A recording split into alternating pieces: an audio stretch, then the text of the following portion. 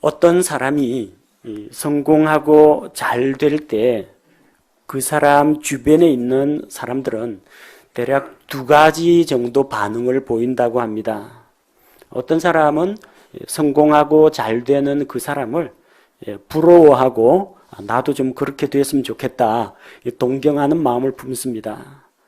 반면에 어떤 사람은 누가 좀 잘 된다, 성공한다 하면은 마음이 좀 불편합니다. 그를 시기하고 경계하는 마음이 생깁니다. 우리 속담에도 사촌이 논을 사면 배가 아프다라는 말이 있습니다. 이 사람의 타락한 본성은 다른 사람이 잘 되는 것을 별로 좋아하지 않습니다. 대개의 경우에 누가 좀 슬픈 일을 당했다, 그러면 가서 함께 울어주고 위로해주고 자기가 뭔가 베풀어주는 거는 잘합니다. 그런데 누가 자기보다 잘 돼가지고 승진을 했다든지 복을 받았다든지 복권에 당첨됐다든지 좋은 일이 있으면 함께 기뻐해 주는 것은 그리 쉽지가 않습니다. 왜 그렇습니까? 우리 마음속에 자기도 모르게 비교하는 마음이 들고 상대방에 대해서 시기하고 좀 견제하는 마음이 들기 때문입니다. 이처럼 이 시기한다는 말, 시기심이라는 것은 다른 사람이 잘 되는 것을 샘내고 미워하는 마음을 말합니다. 성경에 기록된 최초의 시기심, 시기한다는 단어는 창세기 26장 14절에 기록되어 있습니다. 그가 양떼를 소유하고 소떼를 소유하였으며 종들이 심히 많았더라. 이삭이 그렇게 하나님께서 복을 주셔서 창성하게 되었습니다. 그러자 블레셋 사람들이 그를 시기하였으며, 이삭이 가축이 많아지고 복을 받는다고 블레셋 사람들이 피해를 입는 건 없습니다. 이삭이 블레셋 사람들의 땅을 침략한 적도 없습니다. 그만한 인원수도 안 됩니다. 그럼에도 불구하고 자기 곁에 있는 이삭이 잘 되는 것을 블레셋 사람들은 못마땅하게 여겼습니다. 남 잘 되는 꼴은 못 보는 겁니다. 예수님이 말씀을 전하니까 수많은 사람들이 그 은혜로운 말씀을 듣고자 모였습니다. 그런데 이 종교 지도자들, 수제사장들, 서기관들, 바리새인들, 이런 사람들은 예수님을 시기했습니다. 자기들이 이스라엘의 선생님이고 종교 지도자인데 이 예수라고 하는 사람에게 이 사람들이 자꾸 몰리니까 시기심이 일어났던 겁니다. 우리가 지금 수요일마다 사도행전을 공부하고 있는데 바울과 바나바가 복음의 말씀을 전하니까 이방인들이 믿고 하나님께로 돌아옵니다. 그런데 평소에 자기들이야말로 하나님의 택함받은 민족, 택함받은 백성이라고 생각하던 유대인들이 오히려 그들을 시기합니다. 바울과 바나바의 사역을 방해합니다. 하나님의 말씀을 대적하고 신성모독하는 발언을 합니다. 이런 시기심이라는 것은 이 사람을 병들게 만듭니다. 마음을 병들게 만듭니다. 다른 사람을 미워하게 만들고 결국은 자기 자신, 시기심을 품은 그 사람을 파멸에 이르게 한다는 것을 우리가 기억해야 합니다. 오늘 우리가 읽은 사무엘기상 본문 18장에 나오는 이 말씀에도 다윗이 형통하게 되는 것을 시기한 사울 왕의 이야기가 기록되어 있습니다. 하나님께서 이스라엘의 왕으로 세우신 사울이 어떻게 파멸에 이르게 되었는지 그 과정을 살펴보면서 우리가 경계와 교훈을 받고자 합니다. 자, 본문의 배경은 사무엘기상 17장에서 블레셋의 거인 골리앗이 이스라엘의 군대와 하나님을 모독합니다. 그걸 듣고 참지 못한 어린 소년 다윗이 나아가서 골리앗을 물리치고 전쟁을 승리로 이끌었습니다. 그러자 사울이 그를 집으로 돌려보내지 않고 자기 곁에 두려고 합니다. 자기의 병기를 지키는 자가 되게 하고 또 그를 가까이에 두고 이스라엘의 군대 가운데에서 출입하면서 군대와 백성들을 다스리도록 맡겼습니다. 사울의 아들 요나단은 다윗을 자기 생명처럼 사랑하는 그런 친구가 되었습니다. 사울이 다윗을 보내는 곳마다 지혜롭게 행하여 백성과 신하들의 인정을 받았습니다. 이게 문제입니다. 다윗이 좀 잘 못하고 실수하고 넘어졌더라면 사울이 견제를 하지 않았을 겁니다. 그런데 가는 곳마다 지혜롭게 행하고 만나는 사람들마다 다윗을 존경하고 좋아하기 시작한 겁니다. 은근히 사울의 마음이 불편해지기 시작했습니다. 그 결정적인 또 사건이 하나 일어납니다. 골리앗을 물리치고 이스라엘 군대가 승리해서 이제 돌아오는데 전쟁에서 이기고 돌아온 이 이스라엘 군대를 환영하기 위해서 이스라엘 여인들이 나와서 춤추면서 노래하면서 군대를 환영했습니다. 그러면서 다윗을 영웅으로 추대하면서 칭찬을 합니다. 사울이 죽인 자는 수천이요 다윗은 수만이로다. 사울의 공로보다는 다윗의 공로를 더 높이 인정해 준 겁니다. 자, 이 소리를 듣고 8절에 보니까 사울이 심히 노하고 그 말을 기쁘게 여기지 않았다는 겁니다. 그래서 이렇게 다윗이 인기를 얻으면 결국 나중에 왕위가 자기 아들에게로 돌아가지 않고 다윗에게로 왕국이 돌아갈 것이라고 생각했던 겁니다. 사람은 자기보다 뛰어난 사람을 곁에 두고 있으면은 두 가지 마음이 듭니다. 하나는 은근히 좋아하는 마음이 있습니다. 똑똑한 사람을 내 부하로 삼았다. 좋은 거죠. 자부심이 있습니다. 근데 한편으로는 불안합니다. 혹시 이 사람이 나보다 인기를 더 많이 얻고 많은 사람들로부터 존경을 받아서 나를 치고 올라올까 봐 또 그게 염려가 되는 겁니다. 자, 이거는 이 정치권에서 뿐만이 아닙니다. 저도 실은 그런 경험을 해봤습니다. 제가 미국 유학을 마치고 처음으로 부임한 교회에서 부교역자를 맡았습니다.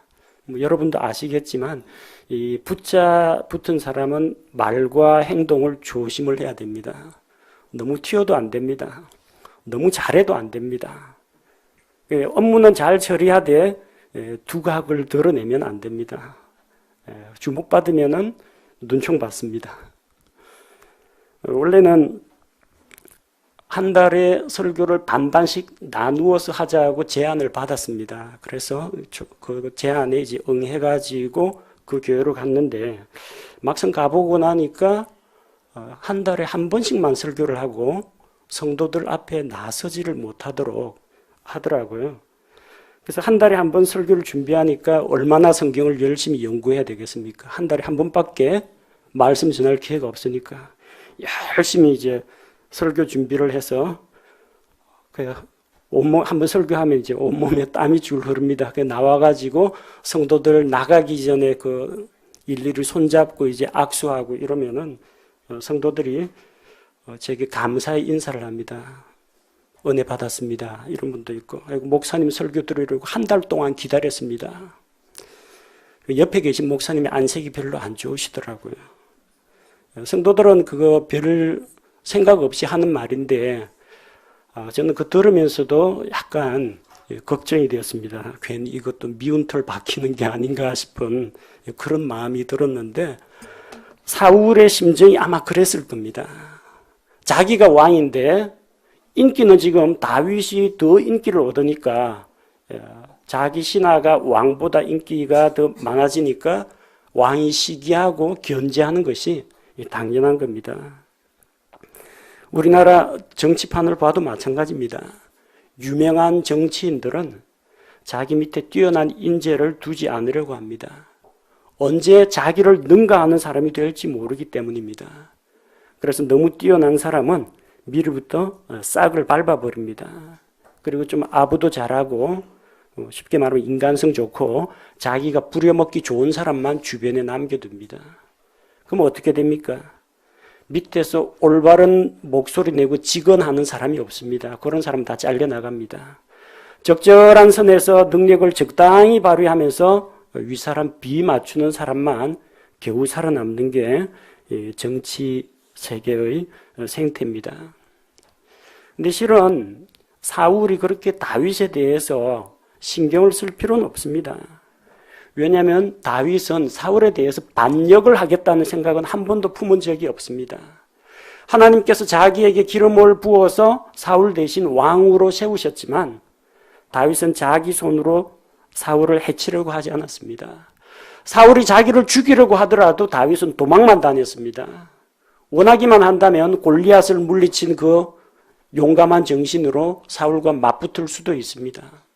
세력을 규합하면 백성들 가운데 절반 이상은 다윗을 추종하고 따라올 수도 있습니다.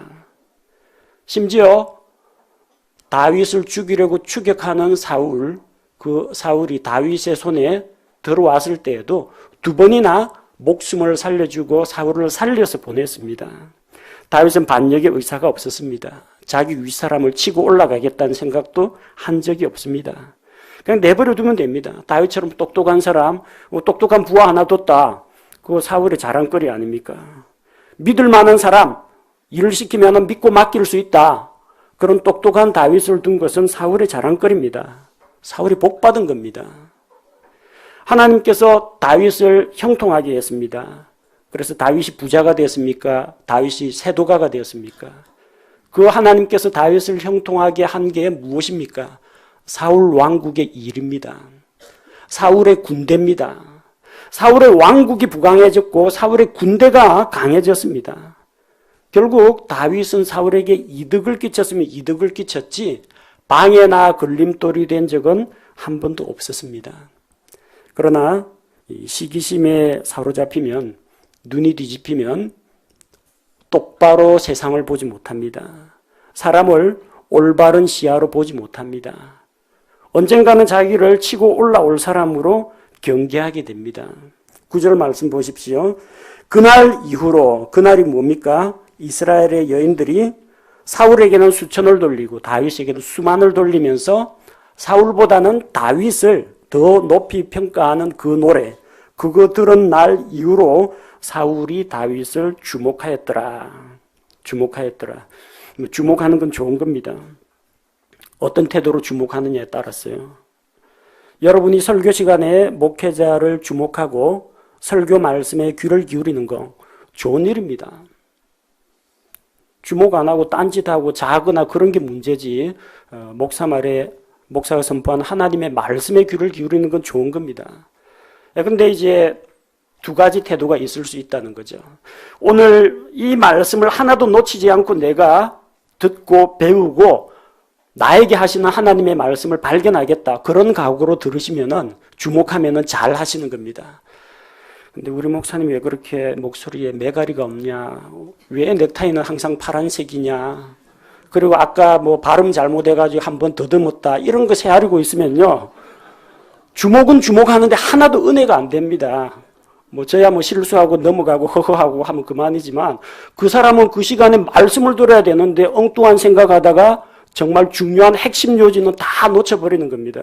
나중에 소모임 시간에 들어가서 나누고자 하는데도 별 생각나는 말씀도 없고 자기한테 좀 와닿는 말씀도 없고 뭐 할 말이 없어지는 겁니다.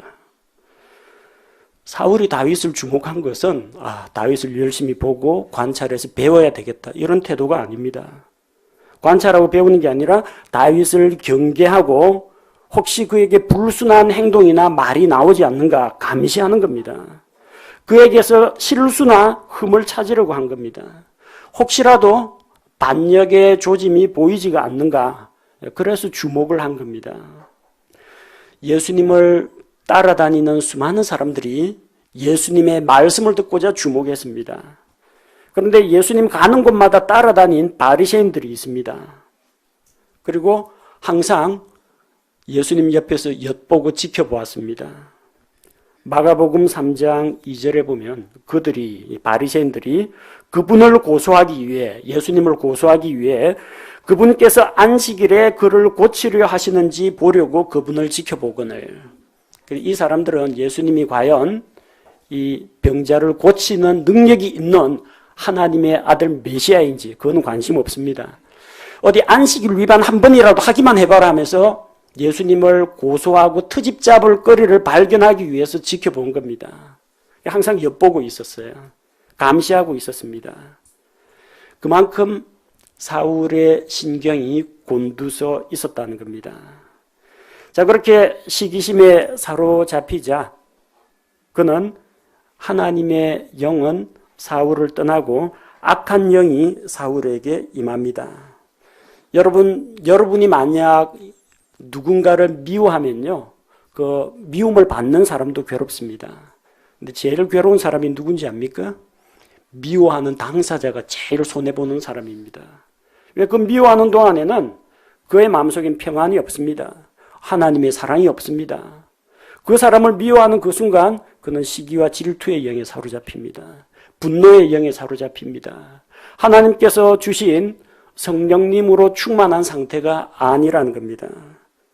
당장 보십시오. 그날 이후로 사울이 그렇게 다윗에게 트집 잡기 위해서 주목하였더니 10절에 그 다음날 당장 하나님으로부터 온 악한 영이 사울에게 임했다. 그렇게 기록되어 있습니다. 하나님이 무슨 악령도 부르시는가? 그러나 우리는 성경이 그렇게 이야기하면 그렇게 믿어야 합니다.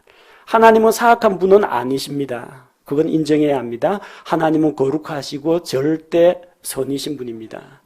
그러나 그 하나님께서는 악한 영이 사울에게 접근해서 영향력을 미치는 것을 허용하시는 겁니다. 하나님께서 설마 이 악한 영을 조종해가지고 사울의 마음을 움직이거나 그에게 나쁜 영향력을 행사하지는 않습니다. 그건 하나님의 거룩하심에 위배됩니다. 욥의 경우를 생각해 보십시오. 욥이 고난을 당하고 아들, 딸 잃고 재산 잃고 온몸에 병이 들고 누가 했습니까? 그 집행한 거는 사탄이 집행했습니다. 그러나 하나님께서는 욥을 사탄에게 내어주었습니다. 사탄이 그를 해칠 수 있도록 내버려 두셨습니다. 하나님께서 그걸 허용하신 겁니다. 시기심과 분노와 질투에 사로잡힌 사울은 하나님의 선한 영향력을 받지 못합니다. 악령의 영향을 받습니다. 그래서 그는 악한 영이 그에게 임하였고 그가 집의 한가운데서 대언을 하더라. 대언이라는 것은 다른 사람의 말을 대신 전달하는 것을 이야기합니다. 사울이 뭘 대언했겠어요? 성경 말씀 대언했겠습니까? 악한 영은 하나님의 말씀을 대언하지 못합니다. 여기에는 무엇을 대언했는지 그 목적어는 나와 있지 않습니다. 대언이라는 행위를 했다는 겁니다. 마귀에게 사로잡힌 자도 무당도 마귀에게서 말을 받아가지고 옛날에 있었던 그 사람에게 있었던 길흉, 화복 이런 것들 다 대언을 합니다. 그 자기 말 아닙니다. 마귀가 불러주는 말입니다. 그런 대언을 할 수 있다는 겁니다. 얼마나 무섭습니까? 악령에 사로잡힌 사람이 혼자서 중얼중얼하면서 누군가로부터 말 받아가지고 찌꺼리고 있으면요 섬찟하겠죠. 사울이 영적인 상태가 그런 상태였습니다. 다윗은 보통 때처럼 또 악한 영이 이렇게 왕에게 사악한 영향력을 미친다. 그때마다 다윗이 이 하프를 연주하면서 사울을 진정을 시켰는데 다른 때처럼 손으로 하프를 켰는데 이번에는 진정이 안 됩니다. 사울의 손에 창이 있었는데 그 창을 던졌습니다. 요즘도 우리나라 묻지마 범죄라는 게 많이 일어난다고 합니다.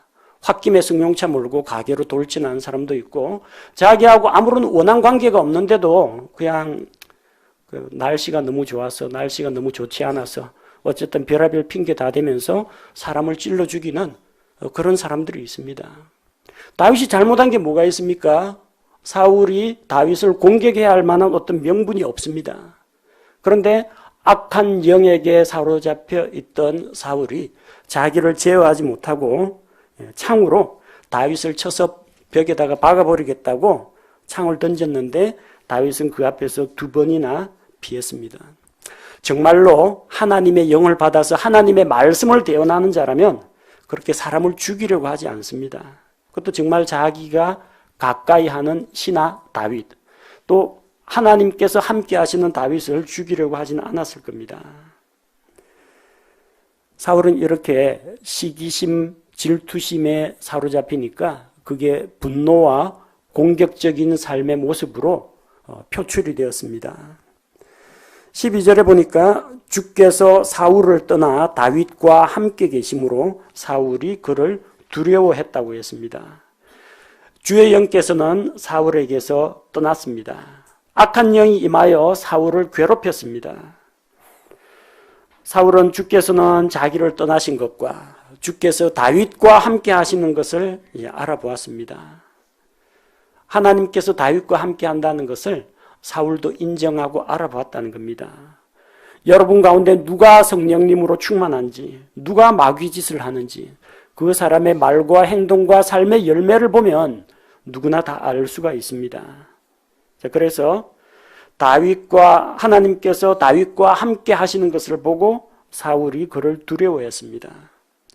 그의 시기심은 질투로, 분노로, 미움으로, 살인으로, 마침내 두려움으로 변했습니다.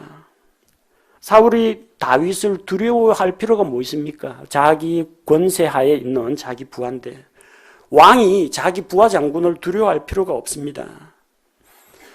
그러나 하나님께서 다윗을 지켜주시고 다윗을 왕으로 세우실 것을 사울이 알고 그를 두려워하는 겁니다. 하나님께서 자기는 버리셨는데 다윗과 함께 하시는 것을 보고 또 자기가 그런 다윗을 대적하고 있기 때문에 두려워하는 겁니다. 사울의 마음속에는 하나님에 대한 사랑이 없었습니다. 다윗에 대한 사랑이 없었습니다. 사랑이 없으면, 사랑하는 마음이 없으면 두려워하게 됩니다. 제 아무리 아버지가 엄하고 무서워도 아들이 아버지를 신뢰하면 겁내지 않습니다. 잘못한 게 없으면 혼낼 아버지가 아니니까요. 잘못한 게 있다면 그 앞에서 이제 두려워하면서 몸을 사려야 되겠죠. 그러나 진정 아버지를 사랑하고 믿고 존경한다면 야단 맞을 때 야단 맞더라도 아버지를 무서워하지는 않습니다. 사울의 마음속에 사랑이 없기 때문에 두려워하는 마음이 생깁니다. 요한일서 4장 18절 말씀에 사랑에는 결코 두려움이 없고 완전한 사랑은 두려움을 내쫓나니 이는 두려움에 고통이 있기 때문이라. 두려워하는 자는 사랑 안에서 완전하게 되지 못하였느니라. 사랑 안에는 두려움이 없습니다. 사울이 왜 다윗을 두려워했습니까? 다윗을 사랑하지 않았기 때문입니다. 제거해야 할 대상, 견제해야 할 대상, 억눌러야 할 대상, 그런 대상으로 보았기 때문에 그를 두려워했던 겁니다. 그래서 사울은 다윗과 함께 있는 것이 불편했습니다. 불편해서 그를 멀리 보내버렸습니다. 13절에 보니까 그러므로 그를 두려워하였으므로 사울이 그를 옮겨서 자기를 떠나게 하고 자기에게서 멀리 보냈습니다. 혹시 중앙정부에 있으면 이제 대신들하고 사울의 신하들하고 또 이 친해져 가지고 세력을 끌어모아 가지고 자기를 칠까봐 멀리 한직으로 보낸 겁니다. 제 결혼 주례를 맡아주신 목사님이 계십니다. 제법 유명하고 또 인격적으로도 훌륭하고 신실한 분입니다. 그런데 그 교단 안에서 제일 큰 영향력을 미치는 그 총회장 목사님이 그분이 크게 되는 걸 두려워해가지고 제주도로 보냈습니다. 졸지에 사람들하고 교류가 거의 없는 제주도 한직으로 파송을 보내버렸습니다. 사울은 다윗이 크는 것을 원치 않았습니다. 자기에게 위협이 될 것 같은 사람을 실제 위협은 아니지만 위협이라고 인식을 하고 멀리 자기를 떠나게 보냈습니다. 그래서 원래 중앙정부에 있으면서 사울의 병기던 자, 사울의 병기를 지키는 자, 사울을 치유하는 이 궁중악사 그 역할을 맡아야 하는데 뭘로 보냈어요? 천인대장으로 삼았습니다. 저 말단 10명을 거느린 사람 10인대장, 50인 거느린 사람 50인대장, 100명 거느린 사람 100인대장, 1000명 거느린 사람 천인대장입니다. 그걸 한직으로 보내가지고 오늘날로 치면은 중앙정부에 있으면서 국방부 장관 해야 될 사람을 밑에 내려보내가 연대장 정도로 만들어버린 겁니다. 그렇게 하면 아마 세력을 키울 수 없을 거라고 저 말단으로 보냈습니다. 그런데 이것은 오히려 다윗에게는 기회가 되었습니다. 적어도 사울이 직접 자기를 죽이고자 하는 그 위협으로부터는 벗어났기 때문입니다. 그리고 다윗이 그렇게 한직으로 밀려났지만 14절에 보니까 다윗이 자기의 모든 길에서 지혜롭게 행동하니라 주께서 그와 함께 계시니라. 다윗이 중앙정부에 있어도 하나님께서 함께 하십니다. 양을 치면서 사자와 곰과 싸울 때에도 주께서 함께 하십니다. 골리앗과의 1대1 전투에 나갈 때에도 주께서 다윗과 함께 하십니다. 중앙정부에 있어도 함께 하십니다. 한직으로 밀려나서 저 연대장하고 있어도 하나님께서 그와 함께 하십니다. 하나님의 사람은 어디에 있든지 주님과 동행하기만 하면은 주께서 그와 함께 하시고 그와 함께 계셔서 그를 형통하게 만들어 주시는 것을 볼 수가 있습니다. 요셉을 보십시오. 형들이 그를 종으로 팔았습니다. 이집트에 팔려갔습니다. 도와줄 사람 아무도 없어요. 집에서는 다 그가 죽은 줄로 알고 있습니다. 이집트에서 보디발의 집안에서 가정 총무가 되었습니다. 집주인 여자의 유혹을 물리치다가 성폭행범 2명을 쓰고 감옥에 들어갔습니다. 감옥에서도 주께서 그와 함께 하셨습니다. 나중에 2명이 풀려가지고 옥에서 나와서 이집트의 총리가 되었습니다. 이집트의 총리가 되어도 주께서 함께 하셨습니다. 여러분이 어떤 환경, 어떤 신분, 어떤 위치에 있느냐 별로 중요하지 않습니다.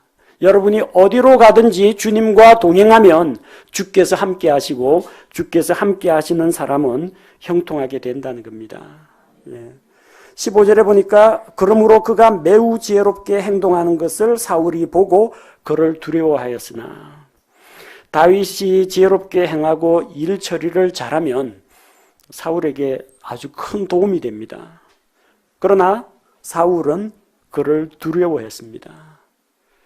뭔가 좀 실수도 하고 잘못도 저지르고 부정도 저질러야 이 다윗을 어떻게 올가맬 수가 있을 텐데 하나님을 두려워하는 가운데에서 지혜롭게 행하니까 그런 다윗을 두려워하는 겁니다. 하지만 맑은 정신을 가진 사람은 다윗을 좋아합니다. 16절 보십시오. 온 이스라엘과 유다는 다윗이 자기들 앞에서 나가고 들어왔으므로 그를 사랑하였더라. 다윗이 왕궁에만 머물러 있는 게 아니라 천인대장을 하면서 백성들 사이에서 왔다 갔다 하고 병사들하고 어울리고 하니까 그와 함께 교제하고 있던 주변 사람들은 전부 다 다윗을 사랑하는 겁니다. 다윗은 백성의 마음을 얻었습니다. 사울은 다윗을 견제하여 궁지에 몰려고 했지만 그러나 다윗은 형통하게 되었습니다. 다윗을 시기하고 견제함으로 말미암아 누가 제일 손해를 입은 것 같습니까? 1차적인 피해자는 다윗입니다. 고위관직에서 천인대장으로 밀려났죠. 사울이 다윗을 죽이려 하는 바람에 몇 년 동안 도망자 신세가 되어가지고 쫓겨다녔죠. 그런 가운데서 수많은 고초를 겪었습니다. 그러나 제일 실질적인 피해를 입은 사람은 시기심을 가졌던 사울 본인이었습니다. 시기하는 마음, 그걸 품으니까 마음이 병들었습니다. 맑은 정신, 건강한 마음을 갖지를 못합니다. 시기심에 사로잡힌 그에게서 더 이상 주의 영이 함께 하실 수가 없었습니다. 하나님의 성령님께서는 구약시대에나 신약시대에나 사랑의 성령님이십니다. 온유하신 분입니다. 인내하시는 분입니다. 거룩하신 분입니다. 그런 성령 하나님께서 시기심으로 가득 찬 사울과는 같이 있을 수가 없었습니다. 첫째로 하나님의 영께서 그를 떠났습니다. 그리고 악한 영이 사울에게 영향력을 미치게 되었습니다. 사울은 악령에 사로잡혀서 시기와 분노와 미움과 살인 충동과 그리고 두려움과 이 정신적인 스트레스에 시달렸습니다. 이렇게 시기심을 품으면 누가 손해냐? 시기심을 품는 당사자가 자기 자신을 망치고 주변 사람을 힘들게 만들고 다른 사람을 해치는 결과를 가져옵니다. 야고보서 3장 16절은 시기와 다툼이 있는 곳에는 거기에는 혼란과 모든 악한 일이 있느니라. 교회 안에서 가끔 가다가 교회가 나뉘었다, 분열되었다 그런 이야기를 듣습니다. 그 대부분 이유가 무엇입니까? 뭐 어떤 물질적인 이해관계 때문일 수도 있겠지만 대부분은 인간관계 문제입니다. 누가 누구를 견제하고 누가 누구를 시기하기 때문입니다. 그래서 당회장 목사와 원로 목사 사이에 알력이 생기든지 아니면은 이 장로들과 이 목회자 사이에 관계 문제가 생기든지 아니면 집사와 집사 사이에 문제가 생기든지 성도와 성도 사이에 문제가 생기든지 다 거의 대부분이 인간적인 문제입니다. 교리적인 문제로 교회가 갈라섰다는 것은 가끔 가다가 듣습니다. 거의 대부분은요, 시기심입니다. 시기하는 마음, 견제하는 마음, 미워하는 마음, 그게 교회를 분열시킵니다. 거기에 혼란과 모든 악한 일이 있습니다. 우리는 예수 그리스도 안에 있는 한 몸, 한 지체, 한 가족입니다. 이 안에서는 그런 시기심을 우리가 다 내다 버려야 됩니다. 인류 역사상 최초의 살인사건, 가인이 아벨을 죽이는 살인사건이 왜 일어났습니까?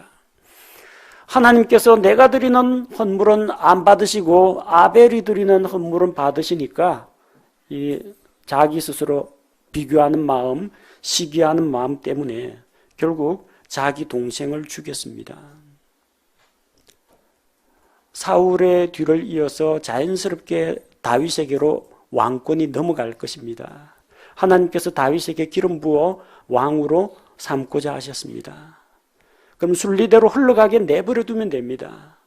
사울이 억지로 하나님의 뜻을 거역하고 다윗을 견제하고 미워하는 바람에 우리가 성경에서 읽는 것처럼 이런 문제들, 다윗을 메추라기 사냥하듯이 이렇게 궁지에 몰아세우면서 추격하고 그 와중에서 다윗에게 도움을 줬던 제사장 가족들, 일가족들 제사장 85명과 어린아이와 가축까지 다 죽이는 이런 엄청난 대살육 사건들이 일어나는 겁니다. 구약시대에 이런 이야기가 기록되어 있는 이유가 무엇이겠습니까? 오늘을 살아가는 우리에게 교훈과 훈계를 주기 위해서 이걸 다 기록해 놓았습니다. 타락한 인간의 본성이 이렇다. 하나님의 형상을 떠난 사람의 모습이 이렇다는 것을 우리에게 보여주고 있습니다.